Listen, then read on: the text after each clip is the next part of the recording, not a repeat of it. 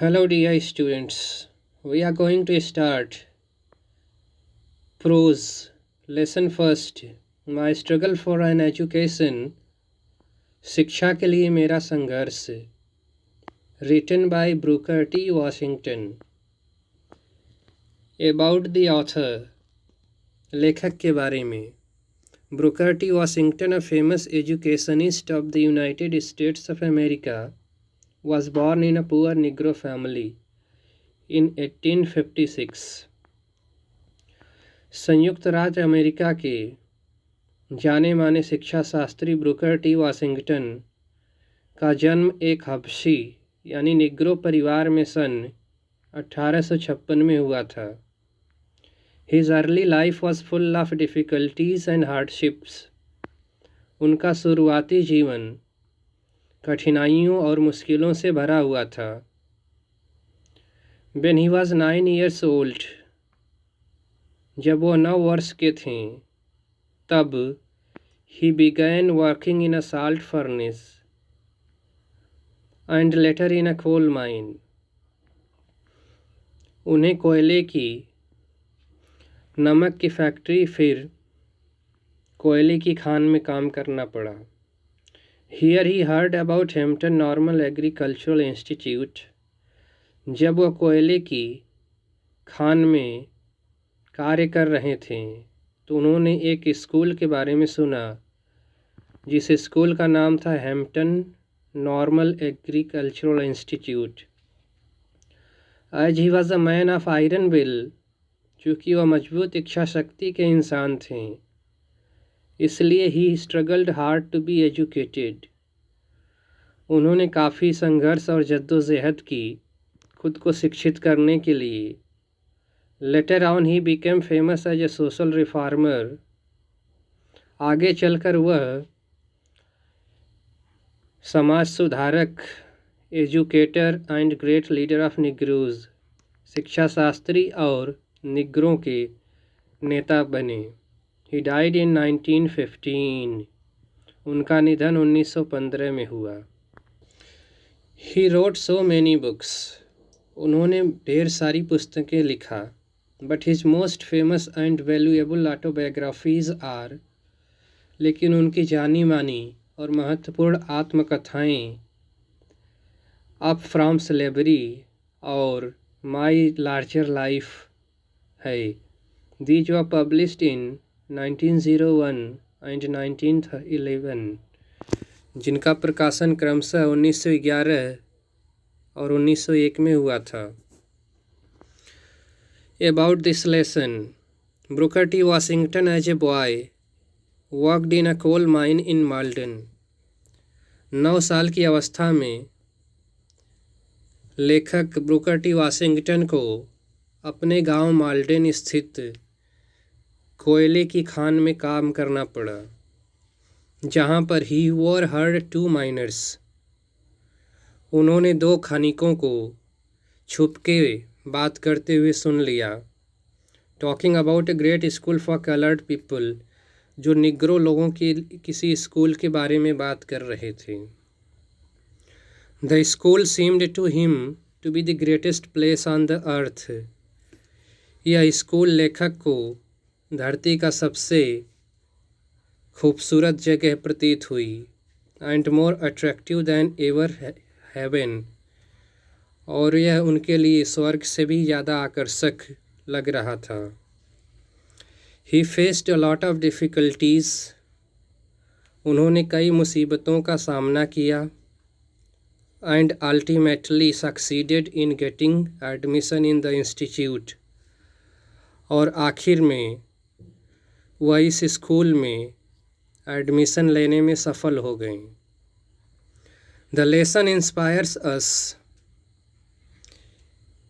इस अध्याय से हमें प्रेरणा मिलती है दैट कि we should not be deterred by any odd difficulties and hurdles.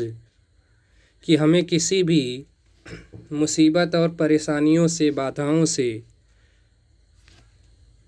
भयभीत नहीं होना चाहिए, डेटर नहीं होना चाहिए. डेटर मतलब डरना।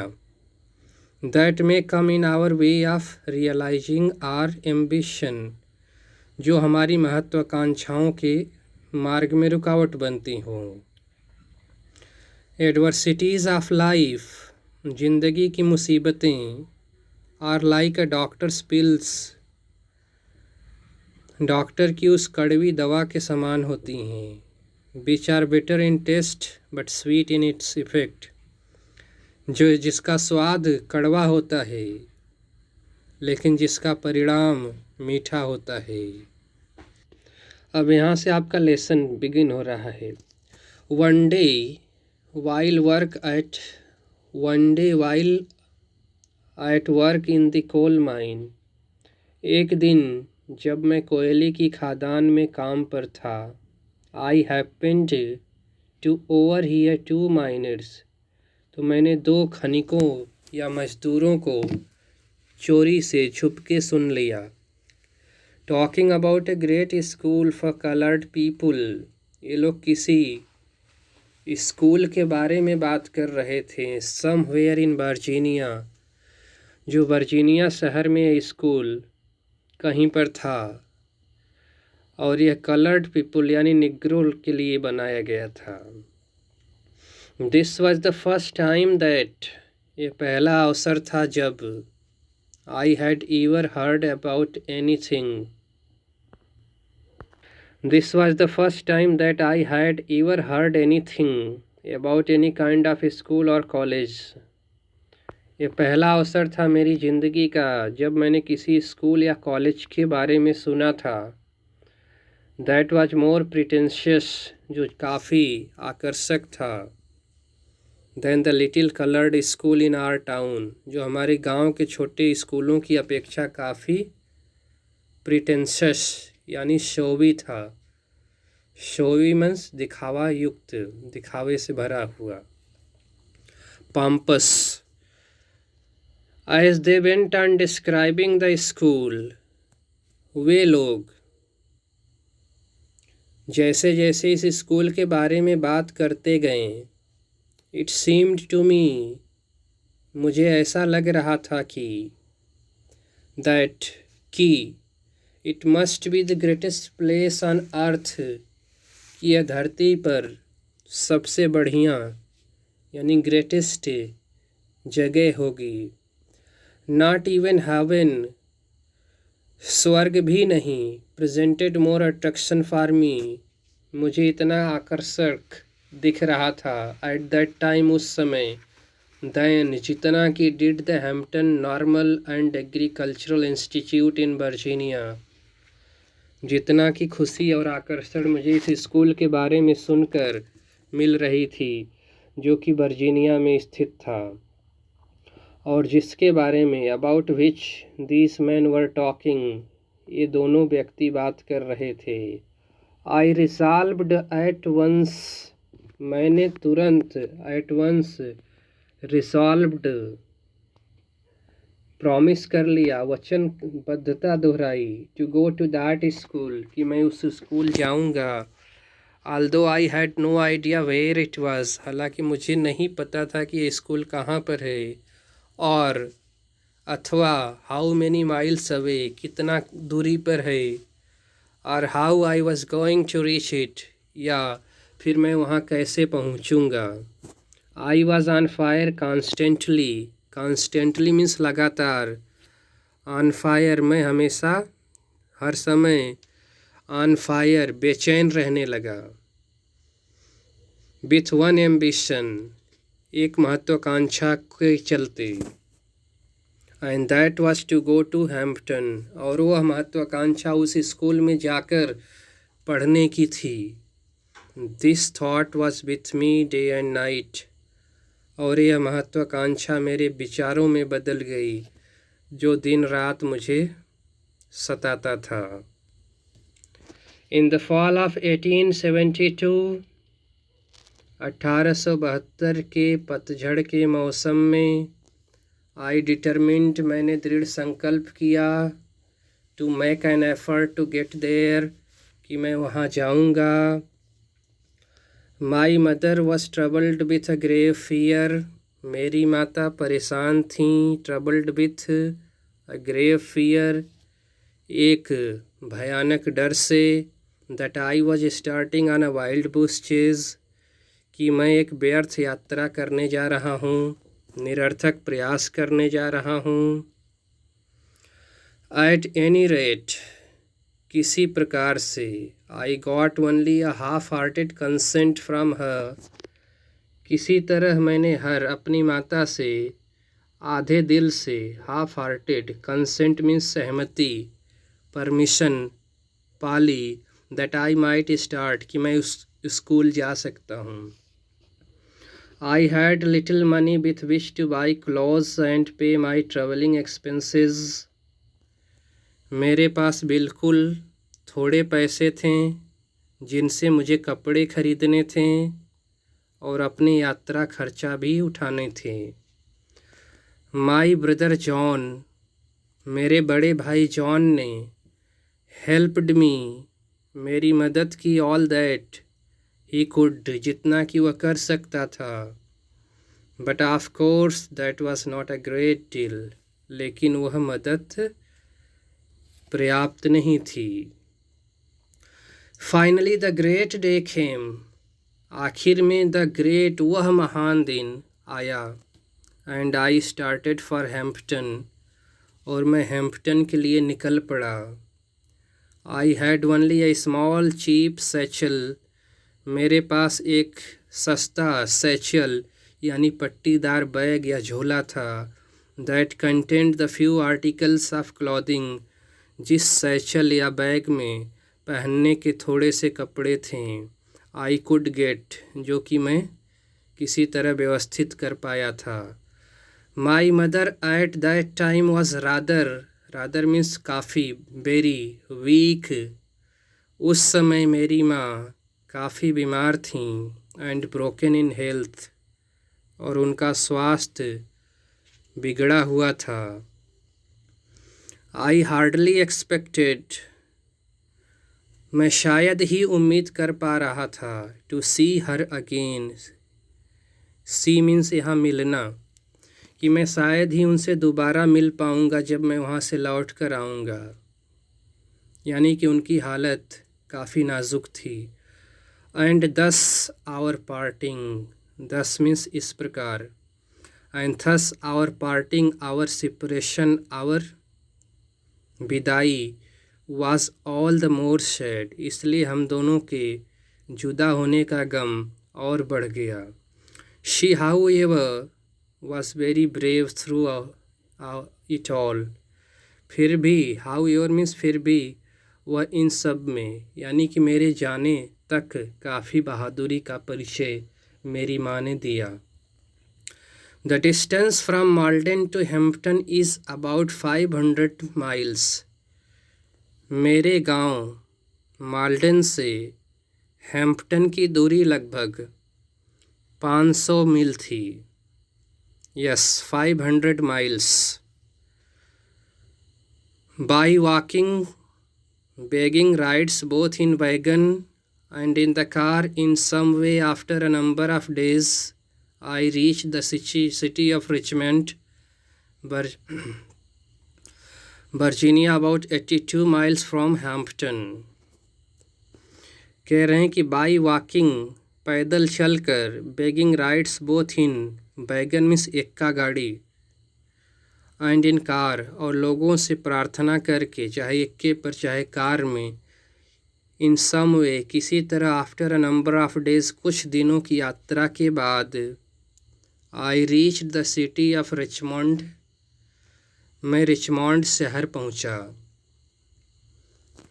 Virginia about 82 miles from Hampton, Hampton अभी भी वर्जीनिया से तकरीबन 82 किलोमीटर दूर था। When I reached there, जब मैं रिचमंड पहुंचा, टायर्ड, हंग्री एंड डर्टी, तो मैं पूरी तरह से थका था, भूखा था, मेरे कपड़े गंदे थे। It was late in night, It was late in night. काफ़ी देर रात हो चुकी थी. I had never been in a large city. इसके पहले मैं कभी भी इतने बड़े शहर में नहीं गया था. And this rather added to my misery. और इस बात से मेरी मुश्किलें और बढ़ गई क्योंकि मैं पहली बार किसी बड़े शहर में गया था. When I reached Richmond, I was completely out of money. जब मैं रिचमॉन्ड शहर पहुंचा, I was completely पूरी तरह से out of money, तो मेरे पैसे ख़त्म हो गए थे. I had not a single acquaintance in the place, और मेरा एक भी acquaintance परिचित व्यक्ति इस शहर में नहीं था. And being unused to the city ways, और मुझे शहर के नियम का तौर तरीके नहीं पता होने के कारण I didn't know where to go. मुझे मालूम नहीं पड़ा, समझ में नहीं आया कि कहाँ जाना चाहिए. I asked at several places for lodging, रहने के लिए. कई जगहों पर मैंने रहने के लिए लोगों से जगह मांगी. But they all wanted money, लेकिन सभी ने पैसे मांगे मुझसे. And that was what I did not have, और यही वह चीज़ थी जो मेरे पास नहीं थी. Knowing nothing else better to do, मुझे कुछ नहीं समझ में आया कि क्या करना चाहिए, इसलिए आई वॉकड द स्ट्रीट, मैं देर रात गलियों में इधर उधर चलता फिरा. I must have walked the streets till after midnight. आधी रात के बाद तक मैं गलियों में अवश्य चलता रहा. At last I began so exhausted, और आखिर में मैं इतना अधिक थक गया that I could walk no longer, कि मैं अब और अधिक नहीं चल पा रहा था. I was tired, I was hungry, मैं थका और भूखा था. I was everything but discouraged, मैं पूरी तरह से हताश और निराश था. I was everything, लेकिन मेरे मन में निराशा नहीं थी. But मीन्स नहीं, discouraged मीन्स निराश होना, मीन्स थकान होने के बाद, भूख लगने के बाद भी मेरे मन में उत्साह था, बेचैनी थी उस स्कूल तक पहुंचने के लिए. Just about the time when I reached extremely physical exhaustion, ठीक उसी समय जब मैं शारीरिक थकान की पराकाष्ठा पर पहुंच गया. Exhaustion मीन्स थकान. I came upon a portion of street, तो गली के उस पोर्शन, उस भाग, उस किनारे पर मैं पहुंचा. Where the broad side was considerably elevated, जहाँ पर गली का किनारा या किनारे की सड़क काफ़ी ऊंची उठी हुई थी. एलिवेटेड मीन्स ऊपर उठना. I waited for a few minutes, मैंने कुछ मिनट तक इंतज़ार किया. Till I was sure that, और जब मुझे इस बात का भरोसा हो गया that no passers by could see me, कि मुझे वहाँ खड़े कोई देख नहीं पा रहा है. And then crept under the sidewalk and lay for the night on the ground, और पेट के बल उस उठी हुए सड़क के किनारे यानी पुलिये के नीचे मैं चला गया और रात भर के लिए वहीं सोया. With my satchel of clothing for a pillow, अपने झोले जिसमें कपड़े थे उसे मैंने तकिए के रूप में इस्तेमाल किया. Nearly all night, लगभग सारी रात I could hear the tramp, the आवाज़ of feet over my head, सड़क पर गली पर चलने वाले लोगों की आवाज़ मेरे सर के आसपास सुनाई पड़ती थी. The next morning I found myself somewhat refreshed, but I was extremely hungry. अगली सुबह मैंने अपने आप को कुछ तरोताज़ा पाया, सोने के बाद, उठने के बाद। But I was extremely hungry, लेकिन मैं पूरी तरह से भूखा था, भूख लगी हुई थी। As soon as it became light enough for me to see my surroundings, जैसे ही पर्याप्त उजाला हुआ कि मैं अपने आसपास चारों तरफ देख सकूं, तब I noticed, मैंने देखा, that I was near a large ship, कि मैं एक बड़े जहाज के पास हूँ, यानी कि थोड़ी दूर पर एक जहाज खड़ा हुआ था। I went at once to the vessel, मैं उस पानी के जहाज के पास गया, and asked the captain to permit me to help unload the vessel, और उस जहाज के मालिक यानी कप्तान या चालक से मैंने प्रार्थना की, to help unload the vessel in order to get money for food, कि वह मुझे उस जहाज पर नौकरी या काम करने की इजाज़त अनुमति दें, ताकि बदले में जो पैसे या मजदूरी मिले उससे मैं भोजन कर सकूं। इन ऑर्डर टू मीन्स के लिए, के वास्ते। The captain, a white man who seem to be kind hearted, जहाज का कप्तान, चालक, जो कि एक सफ़ेद श्वेत व्यक्ति था, जो कि एक अंग्रेज था, दयालु हृदय वाला मालूम पड़ता था। कंसेंटेड, उसने सहमति मंजूरी दे दी। I worked long enough to earn for my breakfast, मैंने काफ़ी मेहनत किया, पैसे कमाए और अपना भोजन किया। And it seems to me, as I remembered it now, to have been about the best breakfast that I have ever eaten. और यह नाश्ता मेरी ज़िंदगी का सबसे अच्छा नाश्ता यानी भोजन था।